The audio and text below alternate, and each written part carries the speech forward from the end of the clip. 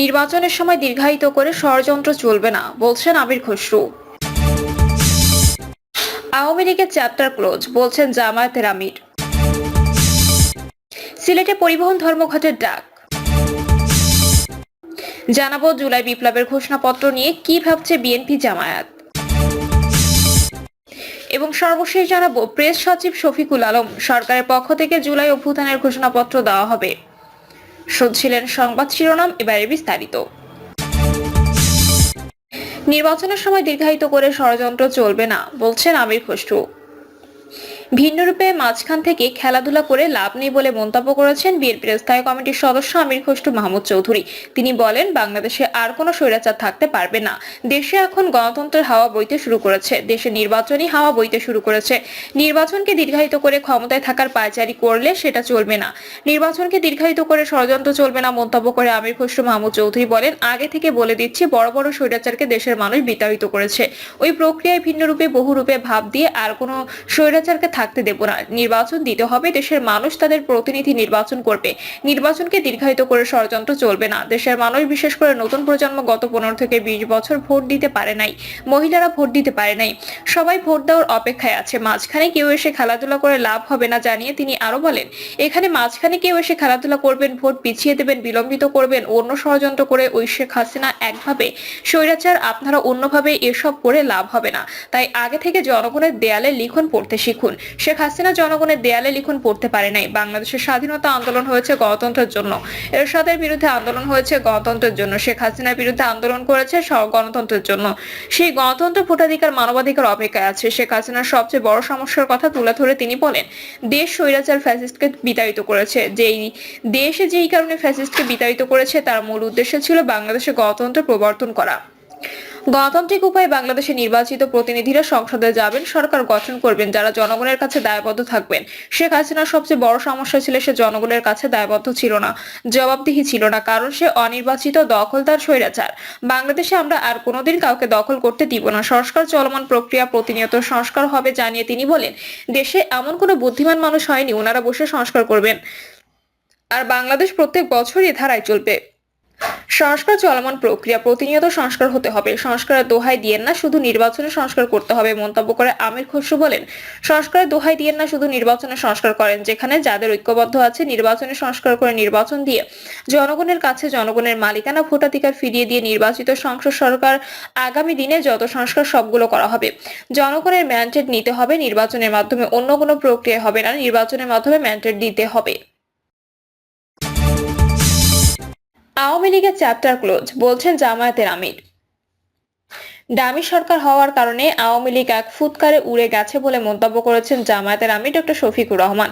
Doctor Shafiqur Rahman বলেন, আওয়ামী লীগের chapter close হয়ে গেছে। আওয়ামী লীগের শাসনামলে হওয়া খুন, গুম, লুটপাটের বিচার করে পাচার হওয়া অর্থ ফেরত আনতে হবে। প্রতিবেশী দেশ হিসেবে ভারতকে সীমা লঙ্ঘন না করারও আহ্বান জানিয়ে জামায়াতের আমির বলেন, ভারত যেন বাংলাদেশের অশান্তির কারণ না হয়।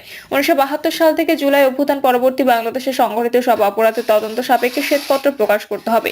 আওয়ামী লীগ সংখ্যালঘু, সংখ্যাগুরু ধোয়া তুলে, কায়দা লুটে সংখ্যালঘুদের সর্বনাশ করে ইসলামপন্থীদের উপর দায় চাপিয়েছে। সিলেটে পরিবহন ধর্মঘটের ডাক।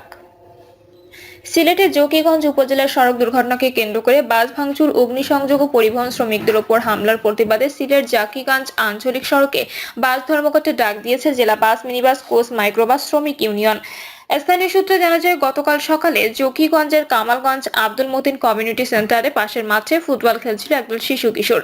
খেলা চলাকালীন ফুটবল সড়কে চলে গেলে সেটি আনতে যায় আবির আহমদ নামে এক কিশোর। এ সময় রাস্তায় যাত্রীবাহী চলন্ত বাসের নিচে পড়ে চাপা গুরুতর আহত হয় আবির। পরে হাসপাতালে নেওয়া হলে তাকে মৃত ঘোষণা করেন চিকিৎসকরা। এরপর বিক্ষুব্ধ স্থানীয়রা উক্ত বাসটি সহ আরো অন্তত 6 থেকে 7টি বাস ভাঙচুর, অগ্নিসংযোগ করেন।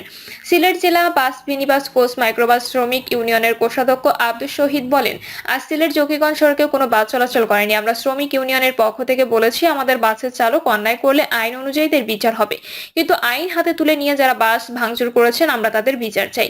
আমরা গতকাল রাতে জকিগঞ্জ থানায় একটি অভিযোগ দায়ের করেছি। আমরা নিরাপত্তাহীনতায় আছি। আজ রাতের মধ্যে প্রশাসন যদি আমাদের নিরাপত্তা নিশ্চিত করতে না পারে, তাহলে আমাদের ঘোষণা অনুযায়ী আগামীকাল সিলেট জকিগঞ্জ সড়কে ধর্মঘট চলবে। যদি তাতেও কোনো সুরাহা না হয়, তবে আগামী পরশুদিন পুরো জেলায় ধর্মঘটের ডাক দেওয়া হবে। জুলাই বিপ্লবের ঘোষণাপত্র নিয়ে কি ভাবছে বিএনপি জামায়াত? বৈষম্য বিরোধী ছাত্র আন্দোলন ছাত্র জনতার গণ অভ্যুত্থানকে সমুন্নত রাখতে আগামীকাল কেন্দ্রের শহীদ মিনারে জুলাই বিপ্লবের ঘোষণাপত্র প্রকাশ করবে। সেই ঘোষণাপত্রে পরবর্তী বাংলাদেশের স্বপ্ন, আকাঙ্ক্ষা, অভিপ্রায়, লক্ষ্য ও ইশতেহার লিপিবদ্ধ থাকার কথা জানা গেছে। ইতিমধ্যে জুলাই বিপ্লবের ঘোষণাপত্রের খসড়ার একটি কপি গণমাধ্যমে প্রকাশিত হয়েছে।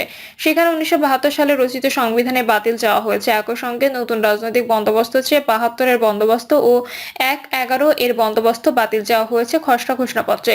এছাড়া ফ্যাসিস্ট হাসিনা সরকারের সময় গুম, খুন ও গণহত্যা, সুবিচার ও এসব অপকর্মে জড়িত কর্মকর্তা কর্মচারীদের রাষ্ট্রীয় দায়িত্ব পালন থেকে বিরত রাখার কথা বলা হয়েছে। এদিকে বৈষম্য বিরোধী ছাত্র আন্দোলনে জুলাই বিপ্লবের ঘোষণাপত্র খসড়া প্রকাশিত হলেও তা নিয়ে বিএনপি ও জামায়াতে ইসলামী এখনই পরিষ্কার কোনো মন্তব্য করতে চাইছে না। বিষয়টি নিয়ে রাতে বিএনপি নীতি নির্ধারণী পর্ষদ জাতীয় স্থায়ী কমিটির সভায় আলোচনা হবে বলে জানিয়েছেন দলের মহাসচিব মির্জা ফখরুল ইসলাম আলমগীর। তার আগে এই বিষয়ে কোনো মন্তব্য করতে চান না তিনি। এ বিষয়ে প্রতিক্রিয়া জানতে চাইলে বিএনপির স্থায়ী কমিটির সদস্য আমির খসরু মাহমুদ চৌধুরীর সঙ্গে যোগাযোগ করা হলে তিনি বলেন, বাংলাদেশের স্বাধীনতা যুদ্ধ হয়েছে গণতন্ত্রের জন্য, এরশাদের বিরুদ্ধে গণ অভ্যুত্থান হয়েছে গণতন্ত্রের জন্য। শেখ হাসিনার বিরুদ্ধে বিগত 15 থেকে 16 বছর মানুষ জীবন দিয়েছে, গুম হয়েছে, খুন হয়েছে গণতন্ত্রের জন্য। মানুষ তার মানবাধিকার ও নাগরিক অধিকার ফিরে পাওয়ার জন্য। সুতরাং সংবিধান হোক আর যেটাই হোক, সিদ্ধান্ত হবে জনগণের মাধ্যমে, নির্বাচিত সরকার ও সংসদের মাধ্যমে। এর বাইরে কোনো গোষ্ঠী, দল বা কোনো গ্রুপের কিছু করার সুযোগ নেই।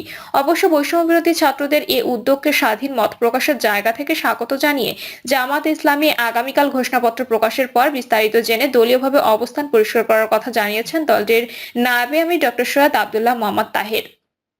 তবে জামায়াতের কেন্দ্রীয় নেতা ও প্রচার বিভাগের সেক্রেটারি মতিউর রহমান আকন্দ বলেন, ছাত্র নেতৃত্ব তাদের বক্তব্য তুলে ধরার কথা বলেছেন। যে কেউ তাদের বক্তব্য দিতে পারে। যেমন জামায়াতে ইসলামী 10 দফা সংস্কার প্রস্তাব দিয়েছে, বিএনপি 31 দফা দিয়েছে। সেই জায়গা থেকে আমরা তাদের উদ্যোগকে স্বাগত জানাচ্ছি। জুলাই বিপ্লবের ঘোষণাপত্র দেওয়া হবে বৈষম্য বিরোধী ছাত্র আন্দোলনের পক্ষ থেকে। আর এই কর্মসূচি বাস্তবায়নে তাদের সহযোগিতা করছে জাতীয় নাগরিক কমিটি, আওয়ামী লীগ জাতীয় পার্টি এবং আওয়ামী লীগের নির্বাচনী জোটে থাকা দলগুলো বাদে বাকি সব দলের নেতাদের শহীদ মিনারের এই কর্মসূচিতে আমন্ত্রণ জানানো হয়েছে। তবে মঞ্চে রাজনৈতিক কোনো দলের নেতারা থাকবেন না। মঞ্চে থাকবেন জুলাই গণঅভ্যুত্থানের শহীদ পরিবারের সদস্য ও আহত ব্যক্তিরা। তাদের সঙ্গে থাকবেন গত 3রা আগস্ট ঘোষিত বৈষম্য বিরোধী ছাত্র আন্দোলনের 158 সদস্যের সমন্বয়ক টিমের সদস্যরা। এছাড়া অন্তর্বর্তী সরকারের একাধিক উপদেষ্টা অনুষ্ঠানে থাকতে পারেন। প্রসঙ্গত, বৈষম্য বিরোধী ছাত্র আন্দোলন সংবাদ সম্মেলন করে জানিয়েছে তারা আগামীকাল বিকালে ঢাকার কেন্দ্রীয় শহীদ মিনারে জুলাই বিপ্লবের ঘোষণাপত্র দেবে। প্রেস সচিব শফিকুল আলম, সরকারের পক্ষ থেকে জুলাই অভ্যুত্থানের ঘোষণাপত্র দেওয়া হবে। অন্তর্বর্তীকালীন সরকারের পক্ষ থেকে জাতীয় ঐকমত্যের ভিত্তিতে জুলাই গণঅভ্যুত্থানের একটি ঘোষণাপত্র তৈরির উদ্যোগ নেওয়া হয়েছে। কিছুদিনের মধ্যে এই ঘোষণাপত্র প্রকাশ করা হবে। তিনি বলেন, জুলাই গণঅভ্যুত্থানের মধ্য দিয়ে গড়ে ওঠা জনগণের ঐক্য, ফ্যাসিবাদ বিরোধী চেতনা ও রাষ্ট্র সংস্কারের আকাঙ্ক্ষাকে সুসংহত রাখার জন্য এই ঘোষণাপত্রটি গৃহীত হবে। শফিকুল আলম জানান, গণঅভ্যুত্থানের নেতৃত্ব দেওয়া বৈষম্য বিরোধী ছাত্র আন্দোলন সহ অংশগ্রহণকারী সব শিক্ষার্থী, রাজনৈতিক দল ও পক্ষের মতামতের ভিত্তিতে ঘোষণাপত্র প্রস্তুত করা হবে। এতে জুলাই গণঅভ্যুত্থানের পরিপ্রেক্ষিতে ঐক্যের ভিত্তি ও জনগণের অভিপ্রায় ব্যক্ত হবে। আমরা আশা করছি সবার অংশগ্রহণের মাধ্যমে কিছুদিনের মধ্যে সর্বসম্মতিক্রমে এই ঘোষণাপত্র প্রস্তুত করা হবে এবং জাতির সামনে উপস্থাপন করা হবে। প্রিয় দর্শক, এই ছিল এখনকার সর্বশেষ সংবাদ। আপডেট সব সংবাদ পেতে চ্যানেলটি সাবস্ক্রাইব করে বেল আইকনটি ক্লিক করে রাখুন।